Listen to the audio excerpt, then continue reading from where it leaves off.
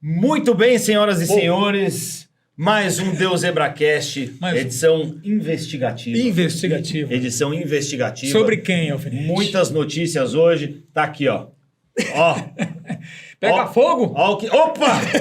Olha o que tá acontecendo. Tá pegando fogo. Dá choque o negócio. Tá pegando fogo, exatamente. Estamos começando mais um Deus Zebracast, meu querido Alan. Tamo junto, Alfinetinho, é nóis. Hoje com um convidado muito especial e uma participação muito especial também. Isso. Gostaria agora de uma salva de palmas para o doutor Eduardo Pantaleão, ex-diretor jurídico do Esporte Clube Corinthians Paulista e presidente da Comissão de Justiça do Conselho Deliberativo. Só isso. Exatamente. Só Falei isso. certo? Certo, exatamente, é isso mesmo. Obrigado pela presença. Imagina, que isso. Eu que agradeço o convite. Vamos esmiuçar aí o que está acontecendo com o nosso Corinthians. Vamos. E para isso trouxemos aqui um especialista diretamente da Central do Timão, ele que é subeditor da Central do Timão. E o que mais, Daniel Kepler? Redator. Daniel Kepler. Exatamente, Daniel Kepler. Daniel da Fiel. Muito obrigado pela presença. Obrigado à galera da Central, me incluo nisso. Importantíssima a sua participação aqui, porque diferentemente de nós dois aqui, você tem os dados, você estuda. A gente só acha que não é sabe, igual né? esse aqui que é ator, que você vai ver o próximo filme dele. Vai te lascar, Guarita velho. Cadillac. Tá em negociação. Ô, Ronaldão, você vai filmar, hein, Tá em velho? negociação. Vai ter uma garrafa de café do lado. Minha Nossa Senhora, creme. E vai que vai. Deus me livre. Quero não. Vai fazer. Vamos falar do Corinthians que é melhor. Será? Não sei como tá a situação do Corinthians. Vamos falar com o doutor Eduardo aí, brincadeiras à parte, que hoje o assunto é sério, né, doutor? Hoje nós temos aí uma situação no Corinthians em ebulição, né? Hoje, várias situações acontecendo ao mesmo tempo. A maior delas agora, recente, essa questão da reprovação das contas, né? Da gestão do presidente Augusto. E entender um pouquinho os reflexos que isso pode gerar, né? Onde isso pode acabar, quais são as perspectivas, enfim. Acho que é importante a gente poder trabalhar esse assunto. É verdade. Exatamente. Antes disso, já vou dar de presente aqui Opa! pro doutor uma carteira do Coringão da Couro 50, produto oficial licenciado, hein? Vai Corinthians. Produto oficial licenciado da Couro 50. Acho que é o chaveiro que tá aí dentro. Aqui tem a carteira para você. Já, obrigado. 10% de desconto, tá? 10% de desconto com o cupom DeusZebra10. Dani vai querer uma também. Carteira, no final aqui, do ó. programa, você pode pegar essa aqui, já é Show. sua, para você guardar os milhões que você ganha na Central do Timão. Nas carteiras da Couro 50, produto licenciado oficial do Corinthians. Tem também muitos produtos do Santos Futebol Clube. Entre no site da Couro 50 e adquira já. Doutor, como que vem a sua relação profissional com o Corinthians? Sócio há quanto tempo? Conta um pouquinho aí, antes da gente chegar nos BO. Vamos começar com a parte boa? Essa é uma questão muito interessante. Bom, corintiano, obviamente, a gente já nasce corintiano, né? Verdade. Então, desde menino Mas tem uns sempre que vão fui... pra lá que falam que e depois chega na hora, aquela, você sabe, né, do que eu tô falando. Mas né? vamos lá. Estranho lá. Aí, o que acontece? Você pode perguntar, mas Pantaleão, como é que você chegou no Corinthians, né? De uma forma geral, como é que sua relação com o Corinthians surgiu? E essa é uma questão que é muito interessante. Por quê? Em 1994, só para você ter uma ideia, o presidente era o Dualib, né? E se vocês lembrarem, vocês são estudiosos aí do Corinthians, vocês vão recordar que, em determinado momento, o presidente Dualib, ele tinha por objetivo alterar o estatuto para permitir a reeleição de presidente e tal. Nessa época era só conselheiro que votava? Ou a eleição já era aberta para sócio? Confesso que não sei te dar essa informação. Eu De vou cabeça, pesquisar assim, aqui de cabeça eu não me recordo disso. Viu? Né? 94. Eu sei que teve uma reforma do Estatuto em 2008, mas os sócios já votavam nessa época, né? Mas enfim, esse é o... Por que eu estou lembrando de 94? Porque quando o presidente do Alib teve a intenção de alterar o estatuto, vocês vão lembrar que o Damião Garcia se insurgiu contra isso. Damião Garcia, na época, ele procurou um escritório de advocacia, do qual eu integrava como estagiário. Eu era estagiário ainda na época, estava fazendo faculdade de Direito, que era um escritório de um ex-ministro da Justiça, que era do Saulo Ramos, né? Que foi ministro da Justiça do governo do Sarney e tudo mais. E eu era estagiário naquele escritório. E ali eu conheci, então, Todo mundo do escritório sabia que eu era corintiano e tudo mais e tal, e pediram para que eu ajudasse ali a acompanhar o cumprimento dos mandados, acompanhar o oficial de justiça para citar o presidente do Conselho Deliberativo. Os BO já tava lá, em 94 Ele já tava. ele já entrou Pelo pegando amor os de Deus, B.O. né? já. É. E aí o que aconteceu? Eu me aproximei do Damião Garcia naquela ocasião por conta do processo, e enquanto aquela ação dele contra o do Alíbio estava correndo e tudo mais, eu saí de férias, e no meu primeiro dia de férias eu sofri um acidente de carro. Nossa. E quando eu sofri um acidente de carro, eu precisei ficar em repouso durante um período, e o Damião Garcia, em contato com o escritório, ficou sabendo disso. E ele foi me visitar. Quando ele chegou para me visitar, ele chegou com um envelope na mão. Ele falou assim, olha, eu trouxe um presente para você. Isso em 94. Quando eu abri o envelope, era um título patrimonial remido do Corinthians, que eu ganhei do Damião Garcia. Então a minha chegada como sócio do Corinthians foi exatamente nesse cenário. Foi através de um presente dado pelo Damião Garcia. E a partir dali, então, eu me tornei sócio do Corinthians, frequentava muito pouco o Corinthians, para ser muito sincero. Eu nunca tive essa, vamos dizer, presença no chão de clube, como eles falam lá e tudo mais. Nunca tive mesmo. Você fala, bom, mas espera um pouquinho. Então, se você nunca teve esse contato, como é que você foi parar diretor jurídico do Corinthians, né? Em 2023, o ano que antecedeu, que era um ano de campanha já, tanto do Augusto quanto do André Luiz e tal, num jantar episódico, organizado ali por um amigo, eu conheci o Augusto. O Augusto estava nesse jantar episódico, foi até num restaurante lá na Avenida Bandeirantes, lá em São Paulo. Não foi no Coco Bambu, né? Não foi no Coco Bambu, não foi. Coco Bambu nessa época estava embaixo ainda. Aí o que aconteceu? Ficamos ali por algumas pessoas, nem tantas, um grupo ali de umas 6, 7 pessoas e tal. E eu conversando com o Augusto, porque daí esse amigo em comum falou assim, esse aqui é candidato a presidente do Corinthians. Eu nem sabia quem era o Augusto. Falei, poxa, que bacana e tal. Aí começamos a conversar sobre o Corinthians. E nessa conversa sobre o Corinthians, eu me posicionei em algumas coisas que eu sempre acompanhei e tudo mais. E aí ele falou assim, mas você nunca pensou em entrar na política do Corinthians? O Augusto me perguntou. Eu falei, Augusto, sinceramente, eu não conheço ninguém dentro do Corinthians. E não conheço mesmo. Até hoje, se você me perguntar, Alfinete, eu nunca sequer conversei com o Duílio, porque não tive oportunidade. Com o Andrés, o máximo que eu faço é cumprimentar ali na reunião de conselho e daí por diante e tal. E não conheci ninguém. Nesse jantar, o Augusto falou assim, olha, eu vou ver se eu coloco você em alguma chapa. Me perguntou há quanto tempo eu era a sócia, até para saber se eu preenchi os requisitos, né, que o estatuto exige para disputar o conselho. E eu passei e falei, não, mas preenche tudo, toma de sobra, desde 94, né? E aí ele então fez o seguinte, falou assim, olha, eu vou pedir para ver se coloca você numa chapa e tudo mais. Tá bom. Aí depois de 1 ou 2 dias, entraram em contato comigo, já era o pessoal de uma chapa específica do que estava disputando ali a eleição, e eu entrei para fazer parte compor aquela chapa. Sabendo que no período de eleição, poderia contribuir muito pouco, porque não conhecia ninguém. Pouquíssimos votos eu poderia trazer para a chapa, com toda honestidade, né? E a chapa foi eleita por mérito meu 0. Porque não conhecia ninguém. Que votos eu trouxe? Nada.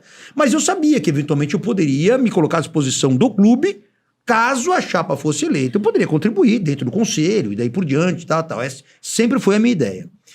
Aí então, houve a eleição, a chapa ganhou, fomos eleitos ali como conselheiros. E aí o Augusto montou a equipe inicial dele, que o diretor jurídico era o Yun, inclusive, e tal. Até que, de repente, surge aquele problema em maio, que foi o problema da Vadibet, né? Estourou tudo com aquela reportagem do Juca Kfouri, aquela coisa toda. E aí o Yun renunciou, a história todo mundo conhece. E aí, bom, e agora? Quem assume, quem não assume? E eu estava ali naqueles primeiros 4 meses ali de reunião do Conselho Deliberativo. Era uma época, inclusive, que o presidente Romeu Tuma, até numa iniciativa que eu achei até interessante para poder manter um vínculo maior, depois acabou espaçando um pouquinho, estava fazendo meio que mensalmente as reuniões do Conselho Deliberativo no início. Se vocês forem lembrar, era quase que reunião mensal. E eu tinha ali uma certa participação dentro das reuniões do Conselho e tudo. E aí, então, quando o Yun renunciou, alguns nomes surgiram e tudo mais, e o pessoal, assim, a própria chapa, o próprio Tuma, que também não conhecia o Tuma lá, nunca tinha visto o Tuma na vida também e tudo mais. Conhecer o Tuma, uma coisa conhecer da televisão, conhecer da questão, mas outra coisa é um contato pessoal, que eu nunca tinha tido também e tudo mais. E então todos foram o relacionamento se estabeleceu ali, puramente no conselho. E aí então, um dia eu tô no escritório, era até um sábado, me lembro bem disso, era um sábado, e com o Augusto também, depois desse jantar, meu relacionamento foi praticamente zero. Acho que eu vi o Augusto depois disso, acho que 1 ou 2 vezes no máximo, ali nas dependências do Parque São Jorge e tal. E aí um dia, no sábado, toca meu telefone. Então, eu nem tinha o telefone do Augusto gravado, apareceu o número do meu telefone ali, porque eu não tinha o telefone dele. E aí, então, eu atendi o telefone, ele falou assim, ô, Pantalhão, tal, é o Augusto, tudo bem? E tal. Falou, Augusto, tudo bem? E você, como é que tá? Tal. Ele falou assim, ó, tô ligando pra te fazer um convite, e você sabe que o convite de presidente do Corinthians não se recusa, hein? Tá brincando, tá. Falei, não, pois não, pode falar, tá? O que foi? Ele falou assim, ó, queria saber se você quer assumir a diretoria jurídica do Corinthians e não sei o quê, tá? Falei, poxa, com o maior prazer. Por quê? Porque... de novo, né? A gente traz a história da paixão, do coração, né? E tudo mais. Falou, se eu posso contribuir de alguma maneira, por que não, né? Então, vou, com o prazer e tudo mais e tal. Claro, sabendo de algumas abdicações que têm que ser feitas, mas são naturais, é uma escolha minha, porque, obviamente, eu preciso acompanhar de perto o Corinthians, então fica em detrimento do escritório, enfim, as atividades profissionais. O diretor estatutário no Corinthians não tem remuneração nenhuma e tudo e tal. Eu falei, não, mas eu vou dar um jeito, e nem que eu divida meu tempo em metade do dia num lugar, metade do dia no outro e tal. E fui. E aí, então, foi dessa forma que eu cheguei na diretoria jurídica do Corinthians. Então, esse foi aí, a grosso modo, a maneira pela qual eu apareci e cheguei lá. Essa é a história. Você lembra desse período aí, Dani? De troca de diretor na gestão, Augusto Melo? Não teve muita troca, né, na gestão. Não, saiu... Não teve muita, eu tô ironizando, teve 10 milhões de troca lá. Né? Foram, contando agora com as últimas no departamento de marketing... Ontem mais 2, Ontem, né? Exatamente. Foram 2 no marketing, mais algumas outras pessoas, a gente chegou a 19 entre trocas. Diretores, superintendentes, gerentes, de modo geral, em menos de 1 ano e meio. Uma situação complicada. E a diretoria jurídica, ela é uma das diretorias mais estratégicas, a gente pode falar, do Corinthians, né? Verdade.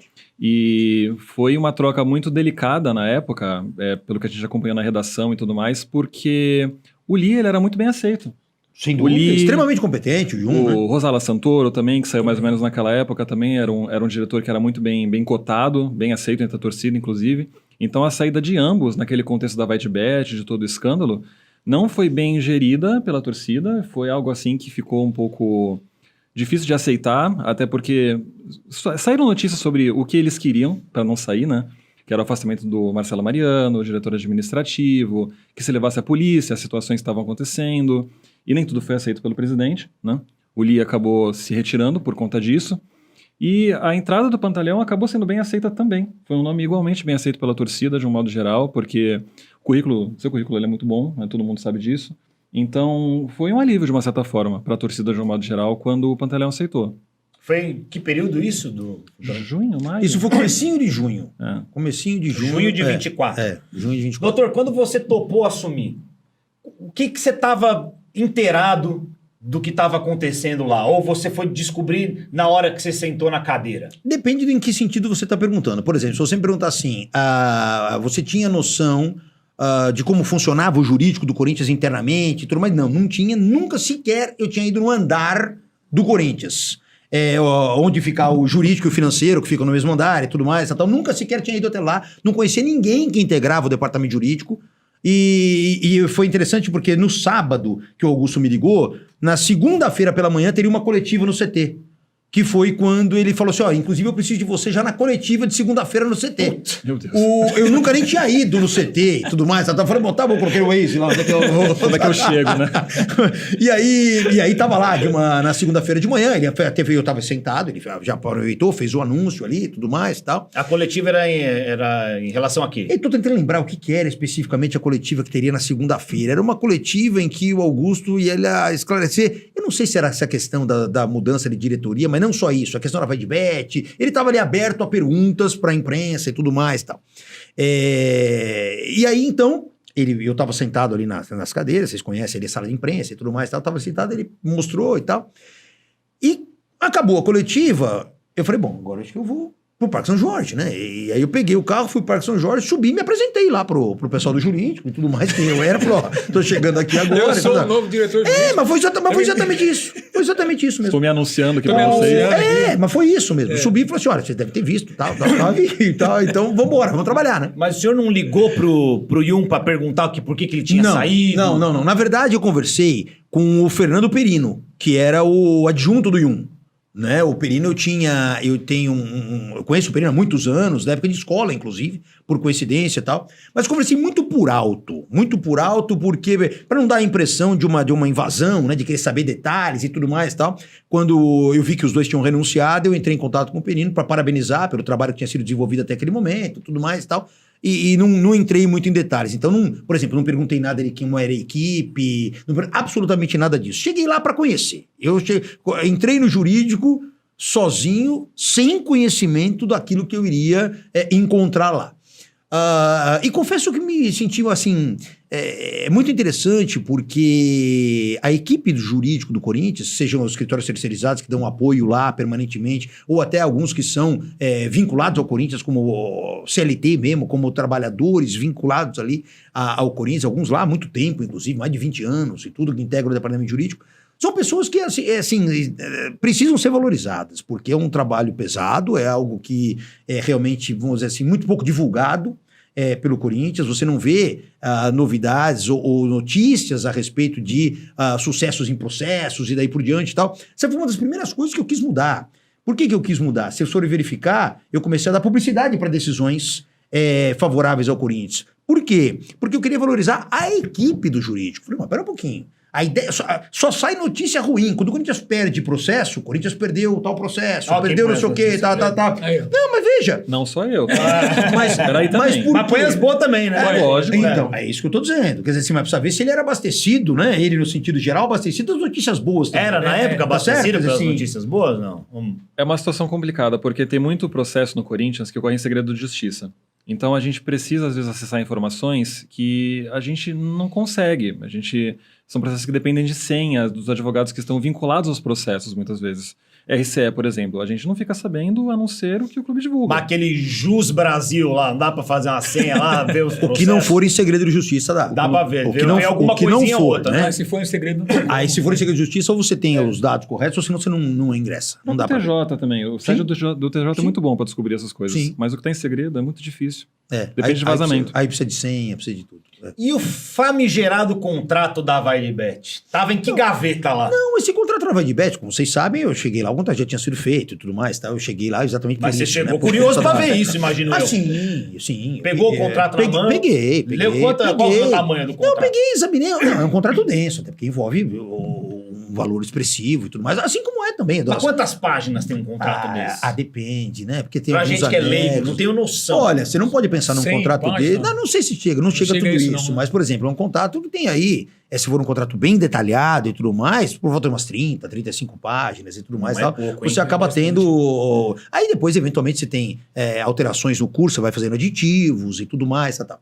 Mas é claro que esse era um contrato extremamente sensível, era o primeiro que eu tinha que ter acesso, até porque eu sabia que a imprensa ia me cobrar, né? Esse tipo de pergunta, o que ia fazer, o que não ia fazer e tudo mais. Por que não ia... É muito comum a gente ter aquelas perguntas assim, por que o Corinthians não ingressou com ação contra a Vaidebet até agora? E não sei o quê. São coisas típicas disso. Vamos falar disso. Vamos falar. Esse assunto aí. E aí, o que acontece? Vamos lá.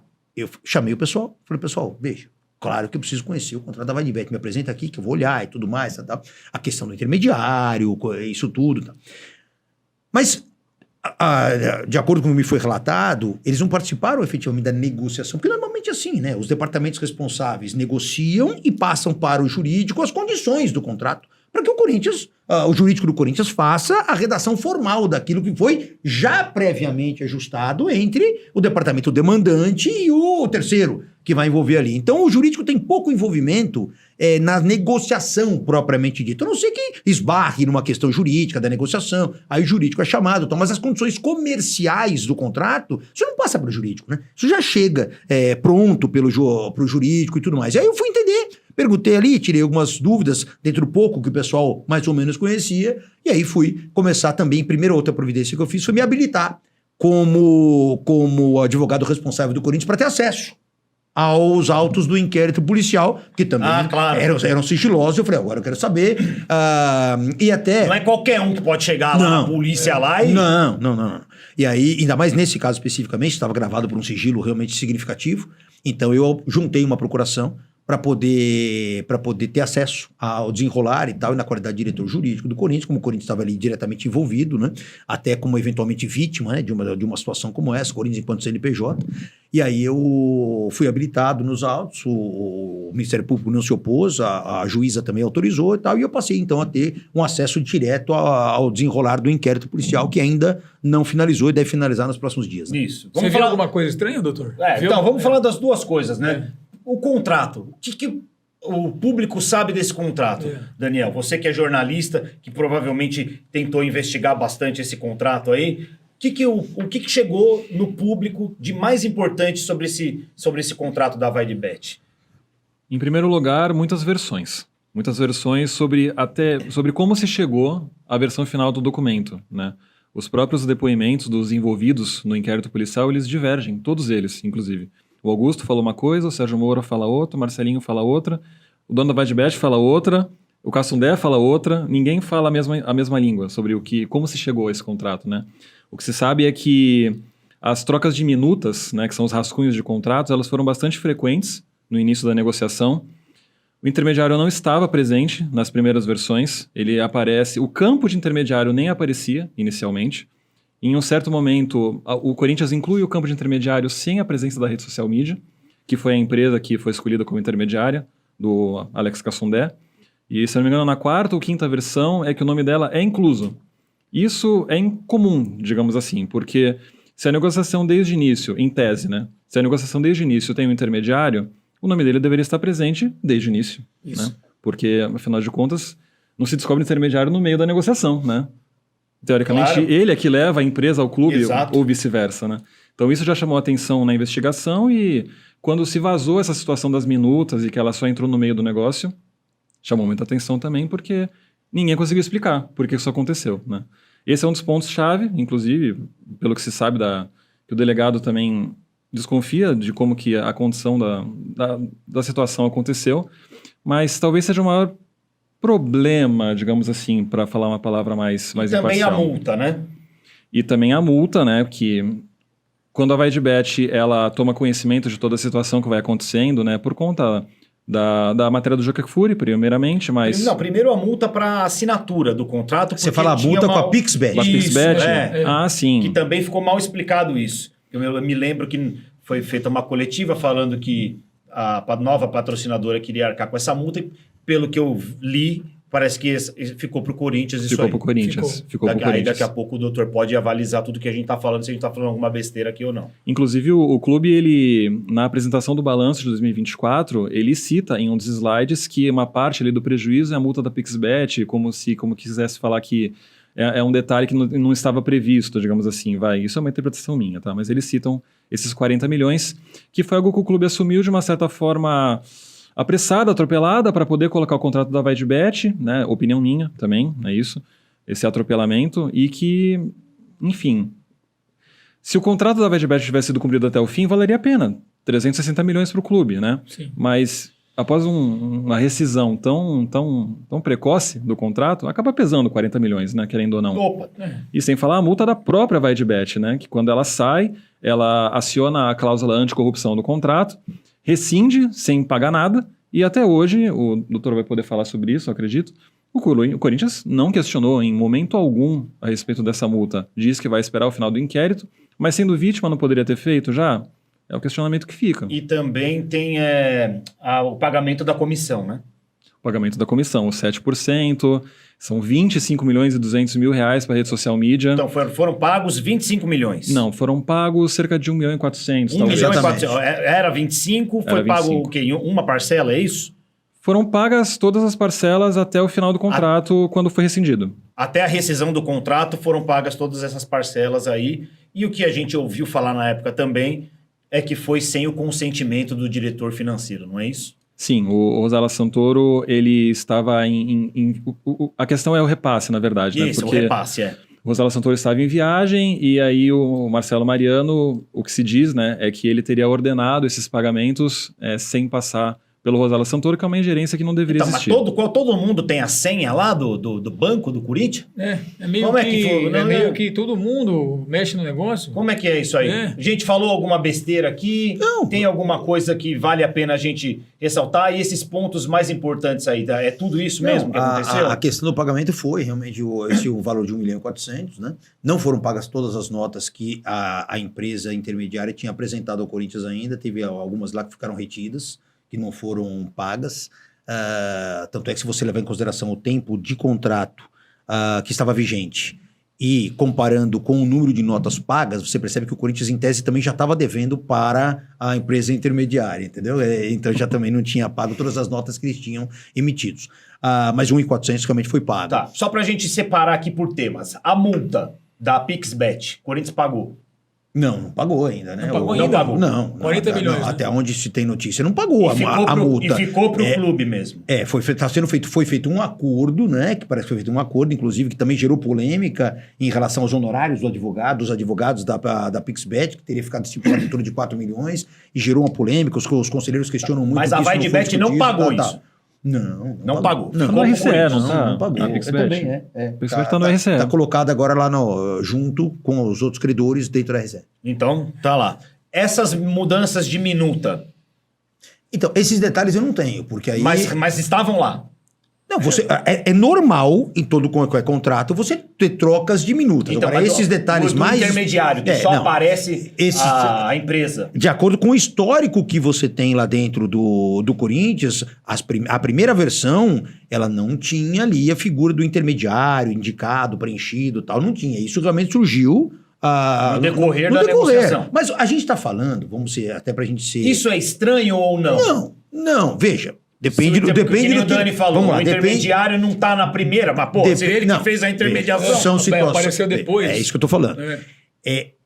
O que é estranho, vamos pensar assim, Isso. a troca de minutas, ainda mais em contrato dessa magnitude, é uma coisa absolutamente normal. Você tem um jurídico do outro lado, você tem um jurídico daqui e daí por diante. Agora, eu não sei, de novo, eu não estava lá, não quero ser leviano de eventualmente chegar a uma conclusão sem ter vivenciado aquele momento. Né? Porque a gente falar hoje... tranquilos aqui, é uma coisa. Claro. Agora, imagina a correria lá, antes até do Augusto assumir, porque parece que, de acordo com as notícias, as investigações, as negociações começaram até 28 de dezembro, foi até antes dele assumir. Então a correria foi gigante e tudo mais e tal. Imagina a pressão em cima do departamento jurídico, aquela coisa toda e tal, para poder exaurir essas negociações e tudo mais e tal. Não sei se foi passado ao departamento jurídico desde o primeiro momento, de novo, que existia intermediário. Então, é aquilo que eu disse agora há pouco, o departamento jurídico coloca na minuta aquilo que é passado para ele. Se não foi passado que existia intermediário, no departamento jurídico não colocou. No caso, quem teria passado essas informações para o jurídico? O normal seria o... Eu não sei se foi o Sérgio Moura na época, ou se foi o Marcelinho, eu não sei. Algum diretor que estava à frente dessa negociação teria passado as informações. E ao que consta, num primeiro momento, não foi passada a informação do intermediário, talvez tenha sido passada após. O que eu me lembro é que... Em alguma das reportagens, não vou me lembrar qual, mas a gente teve acesso a isso, durante a troca de mensagens, isso é feito online, né? Foi feito em alguma plataforma online, tipo um Google Docs da vida, essas trocas de minutas. Em um dado momento, o campo de intermediário ele é incluso no contrato. E quando ele é incluso, alguém do setor jurídico do Corinthians faz uma observação e questiona, mas esse contrato tem intermediário? Na verdade, ele é só para fazer uma correção. É do jurídico? Do jurídico de lá. De lá, isso, da VaideBet. O jurídico Ah, foi o jurídico deles. o jurídico da VaideBet. VaideBet falou assim, pô, mas vai ter intermediário? Né? É isso, né? Me salvou aqui da memória. Eles questionam, mas afinal, tem intermediário? Então, é uma pergunta em tom de surpresa que não deveria acontecer, em tese. Porque deveria ser de ciência da VaideBet que o acordo tem intermediário, desde o início. Que apareceu depois, né? Aí surpreendeu eles também. Né? De uma certa forma, é nesse tom que eu coloco, porque não deveria haver um questionamento sobre isso, se a ciência do intermediário, se ele existisse desde o começo. Desde o começo, né? justamente. Por mais que ele não estivesse presente desde o início na minuta, é incomum que uma das partes questione se vai haver no meio da negociação, no meio da troca. É esquisito. É mais isso que a gente coloca. E o rompimento do contrato? Que nem o Dani falou, por que o Corinthians não acionou a VaideBet? Essa é uma questão interessante, né? Porque eu cheguei, esse assunto estava em ebulição. Então, peguei, analisei o contrato, verifiquei direitinho, verifiquei os valores e daí por diante. Tal. Em primeiro lugar, se o Corinthians fosse ingressar com uma ação contra a VaideBet, isso tudo foi ponderado, conversado com a diretoria e tudo mais. Tal. Se o Corinthians fosse ingressar, o Corinthians não podia ingressar somente pelo valor do contrato. Corinthians tem que pedir muito mais coisa. Um dano reputacional, um dano à imagem, o prejuízo causado, os lucros cessantes, aquilo que foi interrompido por conta do rompimento do contrato, negociações que estavam sendo feitas. Então teria que primeiro fazer... Opa, você tem que fazer uma análise macro. Eu não posso olhar de uma forma pequena, focada no contrato e esquecer todo o restante dos danos. Porque quando você fala dos danos de um rompimento dessa forma, o dano é muito maior do que a simples multa contratual. Você tem que fazer uma pesquisa maior para entender. Primeiro, existia motivo para invocar uma cláusula daquela de corrupção? Não existia? Há razão para vai de bet? Não há? Então, primeira análise. Primeiro a gente precisa quantificar qual teria sido o prejuízo do Corinthians com aquele rompimento aparentemente motivado naquele momento. Perfeito. Só que aí surgem outros problemas periféricos. Qual o problema? Vamos imaginar que a gente chega, vou dar um exemplo aqui absolutamente aleatório, tá? Imagine que a gente avaliasse para dizer assim, olha, ela tem que indenizar muito além da multa por conta desses danos periféricos, vamos chegar aqui um valor de, eu estou chutando qualquer valor, 500 milhões. Pronto. Ok, vamos ingressar com a ação? Vamos. Calma. Por que calma? Existem custas para serem pagas para ingressar com esse processo. Claro, e altas, né? Em cima de 500 milhões. As custas não são baixas, são proporcionais ao valor percentual. Certo. Então, o que acontece? Claro que tem um teto, mas os tetos são altos. E agora? O Corinthians tem condição de fazer esse pagamento agora ou não? E vamos pensar além? Vamos. Hoje, o que nós temos? Como é que eu consigo hoje comprovar? Falei assim, olha, a VaiDebet encerrou o contrato de forma equivocada. Ok, comprova que encerrou de forma equivocada. Não, eu estou dizendo que encerrou de forma equivocada. Porque cadê a conclusão do inquérito para dizer, olha, não houve nada disso, não sei o que tal, então que isso foi um subterfúgio utilizado para poder romper o contrato. Cadê essa materialidade que vai dar embasamento? Se a gente entra com uma ação dessa precariamente instruída, a chance de perder, ela passa a ser significativa. Quando você perde, você corre o risco de ainda ter que pagar, corre o risco no sentido de percentual, porque tem que pagar é evidente, a sucumbência do lado contrário. O que é a sucumbência? Sim. Você perde a ação, você tem que pagar de um limite de até 20% os honorários dos advogados do outro lado. Então você imagina mais esse dano ao Corinthians. Falei, bom, então para um pouquinho. Que ainda estava muito vago, né? Muito vago. Então o que acontece? Vocês sopesando esses valores, fala, tá bom, mas qual o prazo que o Corinthians tem para ingressar com a ação de reparação de danos? Tá perto? Não tá. Nós estamos falando aí no mínimo de 3 anos. Por conta de um rompimento decorrente de rompimento contratual. Deu um ano já? Deu, né? Um ano agora, não é isso? Vai dar agora em junho, acho. Olha que interessante. Em maio, né? Que foi quando houve o rompimento. Em maio. Que foi quando estourou o problema todo, tal, que o Juca Kfouri divulgou. Vai dar um ano. Calma. Nós ainda teremos mais tempo. Tá no prazo? Tá. Dá pra fazer de uma forma mais segura lá na frente? Dá. Se de repente o inquérito policial atestar que realmente ninguém do Corinthians tem nada a ver com isso, que isso é uma coisa que não existe. Aí você tem um elemento sólido para ingressar. Porque senão eu exporia o Corinthians a um risco exagerado. O custo com a distribuição da ação, custo alto, e mais uma potencial sucumbência em cima do valor da causa que oneraria o Corinthians ainda e muito. Então, numa questão de gestão responsável, pé no chão, vale a pena fazer o Corinthians correr esse risco nessa aventura jurídica nesse primeiro momento, enquanto você não tem um lastro documental sólido para comprovar que de fato não houve isso? Perfeito. Essa é a situação pela qual eu, na época, sugeri, e imagino agora que o diretor jurídico atual esteja seguindo na mesma linha, vamos esperar, se a polícia vier, falar assim, realmente não houve nenhuma comprovação de indício de ninguém do Corinthians envolvido. VaiDebet, então você vai. Você não quis esperar, você queimou a largada, me gerou todo esse prejuízo, no âmbito macro, agora chegou sua conta. Tome, Então, a torcida do Corinthians pode ter aí, o corintiano, a esperança de que em algum determinado momento o Corinthians peça reparação por esses...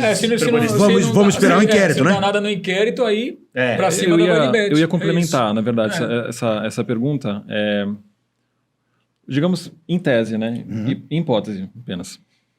Como que se separa, digamos que o inquérito termine e haja um indiciamento de alguém do clube, certo? Algum responsável... Perfeito. Como que se separa legalmente, nessa questão de questionar, por exemplo, uma multa da VaiDebet, instituição de dirigente? Porque a instituição... O clube assinou com a instituição, a VaiDebet assinou com a instituição Corinthians. Sim, CNPJ. Certo. E o Augusto e os diretores, eles são pessoas físicas que representavam o clube. Como que se faz essa separação na hora de questionar uma multa, por exemplo? Não, na verdade, você vai seguir o contrato. O Corinthians teria que cobrar a VaiDebet no primeiro momento, e aí tem o seguinte... Você tem as responsabilidades pessoais. A própria Lei Geral do Esporte, que é uma lei de 2023, ela trabalha essa ideia de uma maneira muito clara, onde se ficar comprovado um dano ao patrimônio em razão de uma má gestão, uma gestão temerária, um desfalque patrimonial, seja ele decorrente de culpa grave ou até mesmo de dolo, de intenção de fazer aquilo, os dirigentes respondem com seus bens particulares. Então, isso está muito claro. Isso está na Lei Geral do Esporte, que diz exatamente isso. Aliás, eu até tenho aqui, se você quiser, ó, só para ficar... Lógico que só para ficar claro, né? Isso. Olha lá. Consideram-se atos, onde ela fala da questão de gestão temerária. Essa lei é de quando? De 2023, tá? Ela diz assim, no artigo 67 da lei, diz assim, consideram-se atos de gestão irregular ou temerária aqueles praticados pelo dirigente que revelem desvio de finalidade na direção da organização ou que gerem risco excessivo e irresponsável para o seu patrimônio. E aí coloca aqui, tais como, a título de exemplo, ele lista aqui algumas situações. Então, você tem aqui a responsabilidade pessoal. E, aliás, no artigo anterior, que é o artigo 66, para não deixar dúvida alguma em relação a esse assunto, da responsabilidade, ele diz aqui o seguinte, olha só. Os dirigentes das organizações esportivas, independentemente da forma jurídica adotada por essas organizações esportivas, têm seus bens particulares sujeitos ao disposto no artigo tal do Código Civil e tal, tal. E aí, então, ele vem no parágrafo 2º desse artigo 66 e aí ele põe uma pá de cal no assunto, onde ele diz assim, os dirigentes de organizações esportivas respondem solidária e ilimitadamente pelos atos ilícitos praticados e pelos atos de gestão irregular ou temerária ou contrários ao previsto no contrato social ou estatuto. Então quer dizer que a atual diretoria do Corinthians, as pessoas podem responder no CPF? Podem responder comprovada essas situações que estão colocadas na lei.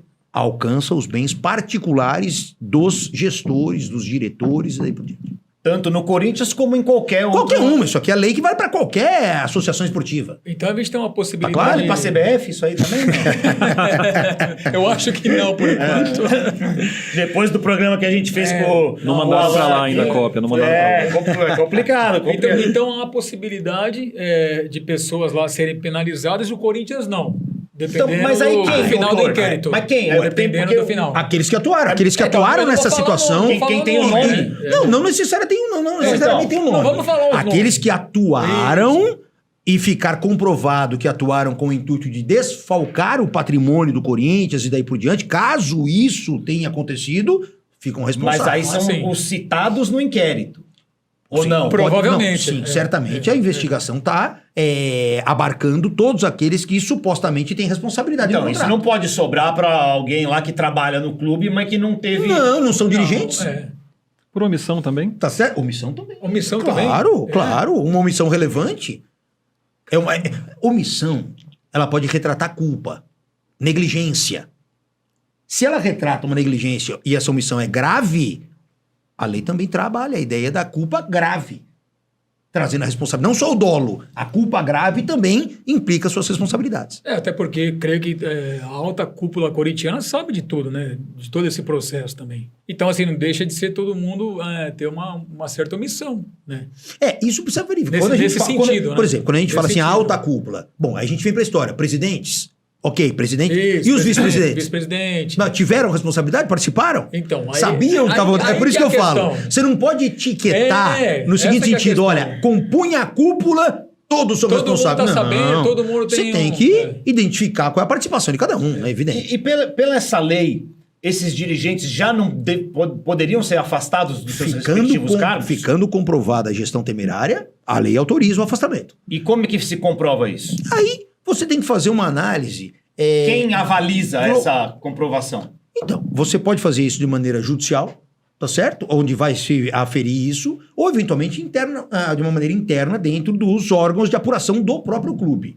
Se ficar identificado isso, vamos imaginar assim, inicia-se um processo de apuração e reconhece-se de alguma forma, conclui-se por uma culpa grave ou até dolo por parte do pessoal que participou de uma situação como essa. Aqui nós estamos partindo da premissa de que houve irregularidade. Se houve ou não, nós estamos esperando a polícia concluir o inquérito. Nós estamos aqui na conjectura. Imaginando que isso aconteceu, aí pode ser instaurado um procedimento interno no clube, perante o Conselho Deliberativo, Comissão de Ética e daí por diante, e deliberar pelo afastamento. Aí imagine que acontece isso e o Augusto, no caso, que é o presidente atual, isso serve para qualquer presidente de qualquer local, não, mas pera um pouquinho. Eu não atuei com culpa grave ou com dolo, e eu vou demonstrar isso, eventualmente até em juízo, vou recorrer dessa decisão em juízo para que a justiça me recoloque no cargo. Pode. São direitos de defesa que têm que ser preservados. Então, isso pode ser definido judicialmente ou até administrativamente, conforme o caso. Vai lá, Dani. Eu ia até perguntar sobre isso. Em que momento a Lei Geral do Esporte configura essa responsabilidade? Porque o indiciamento é um simples indiciamento. Isso vai à justiça. Mas tem os recursos também. Precisa transitar em julgado para essa culpa configurar? Você está falando em relação à gestão temerária? Isso. A gestão temerária, ela indica, ela dá aqui alguns exemplos que a lei já antecipa. Dizendo, se acontecer isso aqui, por exemplo, quer ver?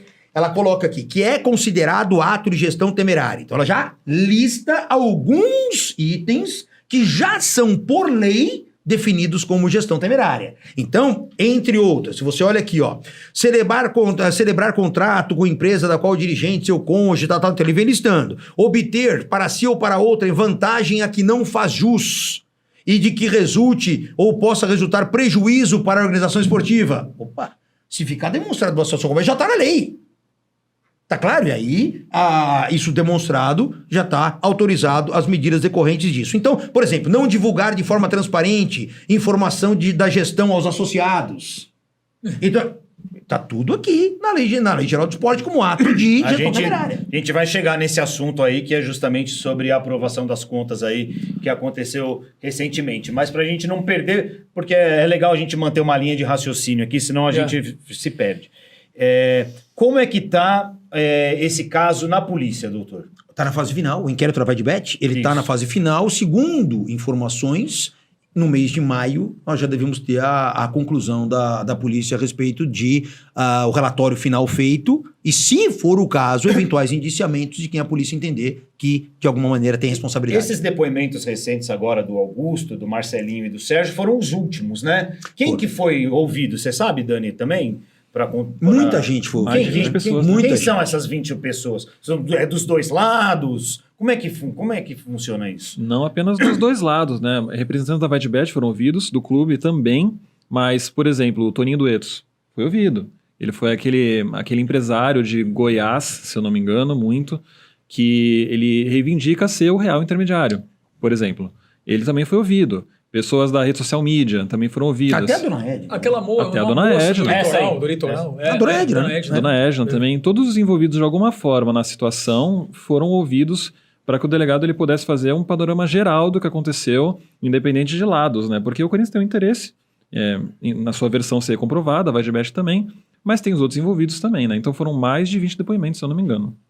20 depoimentos no total. Os últimos foram agora. Normalmente, quanto tempo demora para a polícia resolver encaminhar isso para o Ministério Público ou não? A gente não entende dessa parte. Eles são obrigados a perguntar alguma coisa para o Ministério Público, a subir? Essa parte a gente não entende. Como é que é o procedimento do inquérito policial? Normalmente os investigados, eles são ouvidos por último. E não é segredo para ninguém, foi declarado isso, que eles estavam ali na condição de investigados. Então, eles são ouvidos por último, até para que eles possam ter oportunidade de eventualmente rebater tudo aquilo que já foi colhido durante o procedimento de investigação. A partir desse momento, surgem algumas hipóteses. Imagine que alguém tenha falado alguma coisa lá, que o delegado fala, puxa, com essa informação, eu preciso agora investigar isso daqui. Sim, é uma teia, né? É uma teia. Mas, caso não tenha vindo nada de novo nisso, qual é a tendência? O delegado elaborar o relatório, narrando tudo aquilo que ele fez durante a investigação. O delegado não emite opinião a respeito disso, tem que fazer. Não. O delegado narra, é um relatório, ele vai relatar aquilo que envolveu o procedimento de investigação. Tais oitivas, tais diligências, quebra de sigilo bancário, quebra de sigilo telemático, se for o caso, interceptações telefônicas, caso tenha acontecido. Então ele vai narrar tudo isso. Ele fala assim, olha, diante do que foi apurado, imaginando a conclusão dele que existem indícios da prática de crime. Há indícios da prática de crime, razão pela qual indicio. Indícios geram indiciamento. Não é atestado de culpa, por isso o nome indiciamento. Né? Quer dizer assim, tecnicamente falando. E aí vem a questão relacionada à possibilidade de você encaminhar ao Ministério Público. O Ministério Público, porque o delegado feito o relatório encaminha obrigatoriamente para o Ministério Público. Aí chega lá o Ministério Público e vai falar assim, ó, não vejo nada de relevante criminalmente, vou promover o arquivamento. Primeira hipótese. Segunda hipótese, olha, ok, mas eu acho que ainda faltou tal diligência que para mim é importante. Volta para a delegacia para fazer mais uma diligência. Ou então ele fala assim, já estou satisfeito com isso que foi apurado, ok? Já tenho elementos, tenho convicção da prática de crime, tenho elementos, já vou oferecer a denúncia. É por isso que, se você reparar, todas as oitivas, até onde eu sei, foram acompanhadas também pelo Ministério Público. Porque aí você já ganha esse tempo. Isso que eu ia perguntar, porque deve ser demorado, né? Sim. Caso fosse direto para eles depois. Isso, sem eles saberem de nada, claro que... Então o Ministério Público já foi acompanhando. O Ministério Público foi acompanhando, inclusive... Isso é de praxe? Em casos de alta complexidade. Em casos de alta complexidade, sim. O Ministério Público acompanha e, inclusive, faz ali questionamentos também, participa. Então, o Ministério Público já está diretamente envolvido no processo. Já está. O Ministério Público já... Não como já tendo ingressado com a ação. Ele está investigando junto com a polícia. Paralelamente. Não é nem paralelamente. Estão juntos ali, acompanhando o que um está fazendo. O delegado convida, o Ministério Público vai, acompanha, participa, tira as dúvidas e daí por diante, para que ele já monte a opinião dele a respeito desse assunto. Quando chegar lá no Ministério Público, o promotor designado, que é o Dr. Juliano, inclusive, já está ali ciente de quais são os próximos passos que ele vai poder fazer. Agora, é muito importante o seguinte, né? Isso é uma coisa que precisa deixar claro, eu vejo muita confusão a respeito disso. Por isso que eu acho que é importante a gente deixar claro. Poxa, mas veja, o Conselho marcou uma reunião de impeachment. Tem que esperar o inquérito. Não, tem que esperar o inquérito por quê? Uma coisa é infração administrativa. É diferente. Outra coisa é inquérito policial. O Conselho não está amarrado a inquérito policial. Se os requisitos internos do Estatuto tiverem presentes que justifiquem um impeachment, independentemente se teve crime ou não. Tá claro? Quer dizer assim, agora, claro que se teve crime, a coisa mais ainda. Mas, de toda forma, como houve ali uma utilização, talvez, uma desinformação intencional, vamos dizer assim, para poder criar aquela comoção toda e tudo mais, tá? No sentido de, olha, precisa esperar o inquérito e daí por diante e tal. O presidente Romeu Tuma, pelo que a gente pôde perceber, entendeu. Então vamos fazer o seguinte, vamos aguardar, suspendeu aquela reunião, onde ainda ela está suspensa, não está encerrada. Esse assunto. Para que eventualmente depois seja retomado após o inquérito policial. Ele espera, vamos esperar. Ele está esperando, então. Vamos esperar tudo certinho e vamos ver como é que vai ser o inquérito. Para fechar esse assunto, quer fazer alguma pergunta? Não, na verdade, eu ia falar para o doutor o seguinte, né? Você mostra ser uma pessoa técnica, como Augusto dizia, né? Queria pessoas técnicas, né, para os cargos, né? Até nesse sentido que você fala, que aguardaria o final do inquérito, até para poder tomar alguma ação contra a Vaidbet, né? O Corinthians estando totalmente certo nesse sentido, né? Eu queria saber por que você saiu do cargo. Porque é uma coisa que, cara, você é competente pra caramba. Antes de você responder, por que ele saiu do cargo? Vamos ver se ele sabe. Será que vai bater? Vamos ver se vai bater. Eu sou aqui do Ministério Público aqui, vou ouvir os dois. Porque assim, antes de tudo, vou me defender já previamente. Já tá demonstrando culpa. Já que você é do MP, eu vou me defender também. Já tá demonstrando culpa. É muito difícil apurar bastidor do Corinthians. Uma coisa é quando você tem um documento, por exemplo. Porque, quando o Augusto, por exemplo, falava, o Fred Luz não é CEO. A gente tem como saber isso. É só olhar o contrato. O contrato do Corinthians com o Álvares e Marçal. Lá diz se ele é CEO, se ele é consultor, e realmente dizia. Então você tem o contrato, você vê o que é, o que não é, e faz a matéria em cima. Isso é uma coisa. Bastidor é muito mais difícil, porque tem coisa no bastidor que não tem papel. Você não tem acesso ao WhatsApp do Pantaleão para saber se o Pantaleão brigou com não sei... Tem que ficar fuxicando. Não tem como saber. Então são relatos que você recebe que você confia ou não. Eu confio nessa fonte. Essa fonte, ela já provou para mim ter informações fidedignas que me permitem bancar numa matéria, porque a gente assina, a gente é responsável por isso. Então é muito difícil apurar bastidor por conta disso. A torcida muitas vezes fica nessa, né? É porque não bate informação e tal. Fica, é isso que ele falou aí, também. Eu vejo muito na internet, né? O pessoal, mas o inquérito, mas não sei o quê, mas não sei o que lá. Mas a outra gestão não investigaram.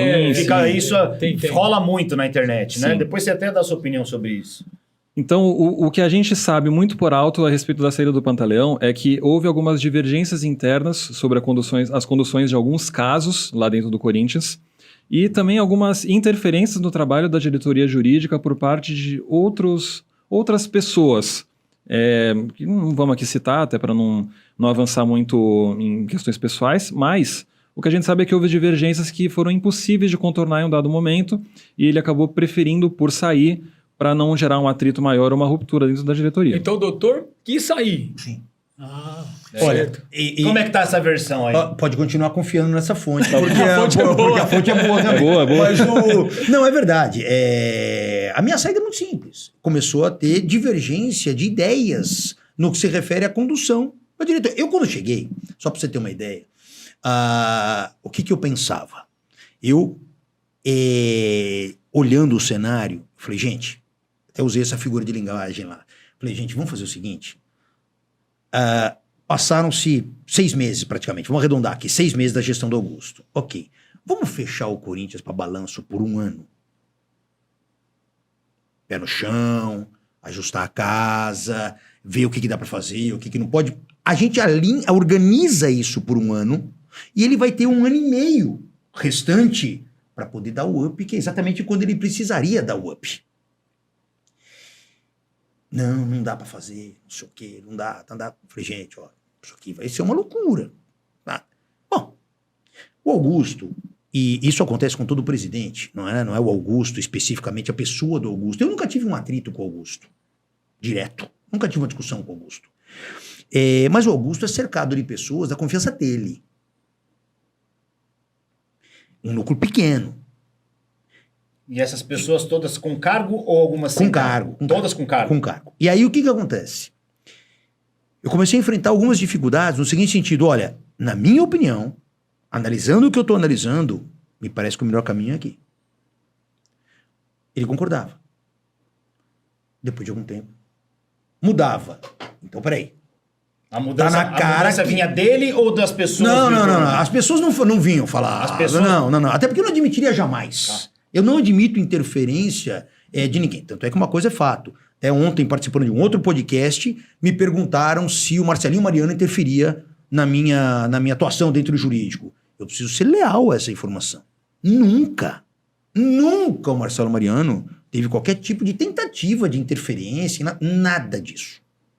Eu sei que... Não diretamente com você. Não, estou dizendo comigo, né? Outros departamentos... Mas aí ele pode ir no presidente, o presidente vota em você. Mas é isso que eu estou dizendo. É isso. Mas eu não sei se era ele, né? Não, tudo bem. É uma suposição. Percebe? Quer dizer assim, que então... tem uma galera boa, né? Tem um pessoal que é próximo, né? Bem próximo. Tem. Então, eu até brincava, né? Na verdade é o seguinte, falava assim, olha, dentro do que eu estou percebendo aqui, nós temos uma situação muito pontual. Existe um departamento jurídico do clube e um departamento jurídico do presidente, né? Falei, se for continuar dessa forma, gente, não tem por que aumentar desgaste aqui e tudo mais, tal. Então, por conta dessas situações, e algumas questões assim, que me deixaram, assim, até certo ponto, surpreendido, sabe? Com a falta de informação dentro do Corinthians. Então, por exemplo, existem inúmeros acordos judiciais que o Corinthians fez durante a sua história e esses acordos têm que ser cumpridos pelo financeiro. Muitas vezes o financeiro não cumpriu o acordo, não avisava o jurídico. Aí a gente era surpreendido com providências judiciais. Mas como não foi pago? Não foi pago. Vocês não avisam, pô. Outro exemplo, só para encerrar, para a gente não esticar muito. Lembra da venda do Wesley? O Wesley foi para a Arábia, né? Se não me engano, foi pra... Como é que eu fiquei sabendo que ele estava na Arábia? Pelo Instagram. Ele postou lá. Tô aqui, gente. Pelo Instagram. Tá de sacanagem. Tá lá o Wesley. Sério? Chegando na Arábia. Eu falei, o Wesley tá na Arábia? Falei, mas como assim? Aí você pode perguntar, pô, Pantalha, mas peraí, o departamento de futebol tem que perguntar pra você se pode. É evidente que não. Mas no caso do Wesley, sim. Tem que se conversar. Não, mas no caso do Wesley, sim. Por quê? Porque nós tínhamos 4 decisões judiciais que proibiam a venda do Wesley. E ninguém me avisou. Aí eu pego o Instagram e vejo o Wesley na Arábia. Falei, mas o que ele tá fazendo lá? Não, pô, peraí, como? Ele é um camelo. Meu, aí você percebe? Já tava no camelo. Esse tipo de... Aí nós tivemos que parar o jurídico e tentar correr. Porque daí os empresários dele começaram a me ligar e tudo mais. Pô, como é que tá isso? Como é que tá aquilo? Né? A gente teve que tentar derrubar as 4 decisões, praticamente 1-2 dias, para conseguir viabilizar a venda do Wesley. Conseguimos, derrubamos, o secretário foi vendido. Mas é isso. Nossa, então, quando você começa a perceber esse tipo de situação... que tudo bem, pode ser ajustada, mas desde que as pessoas queiram de fato ajustar. Né? Qual foi a gota d'água, doutor? Olha, a gota d'água é o conjunto, na verdade, quando você percebe, e eu falo pelo meu caso específico, tinha informações relevantes que não chegavam para o jurídico, por exemplo, relatórios de auditoria, por exemplo, nunca passou para o jurídico o relatório de auditoria. Aí depois ficamos sabendo que já tinha sido recebido o relatório de auditoria, mas nunca foi para o jurídico. Então você começa a perceber que algumas... Aí vem aquela cisão que eu mencionei agora há pouco. Você tem o jurídico do clube e o jurídico da presidência. Só que o jurídico do clube coloca o CPF à frente de tudo. Tá certo? Então, quando você começa a perceber esse tipo de situação, fala, quer saber, gente? Vamos fazer o seguinte, eu vou sair e o Corinthians que siga. Doutor, você teve divergências com o Fred Luz e com o Pedro Silveira? Não, Pedro, é verdade isso aí? Não, o Pedro Silveira. Com o Fred Luz eu tive alguns embates no início, mas nada pessoal contra o Fred Luz. Questões de ideia. Tanto é que eu tinha reuniões semanais com o Fred Luz, no departamento jurídico. Por quê? Porque uma das minhas metas principais era reduzir a despesa do jurídico. Quando eu cheguei, eu falei assim, eu vou reduzir as despesas desse apartamento, porque não dá, o Corinthians tem que... Aliás, eu falei assim, isso é uma coisa que todo mundo teria que fazer, evidente. Sim, claro. Mas eu vou responder por mim.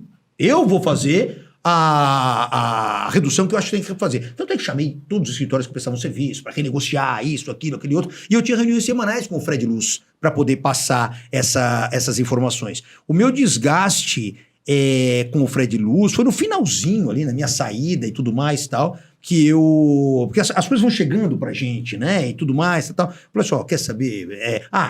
Porque teve uma questão relacionada a... Você vai lembrar, antes da RCE, estourou uma situação muito na imprensa de que o Corinthians ia entrar com pedido de recuperação. Lembra disso? A recuperação judicial. Isso. Na verdade, Dani sabe bem na verdade, não era nem judicial. Preciso também ser justo. A recuperação judicial nunca foi levantada, pelo menos pra mim. Pra mim, se levantava a recuperação extrajudicial. A recuperação judicial, para mim, repito, nunca foi levantada. Nessa época, começou a ter alguns desgastes.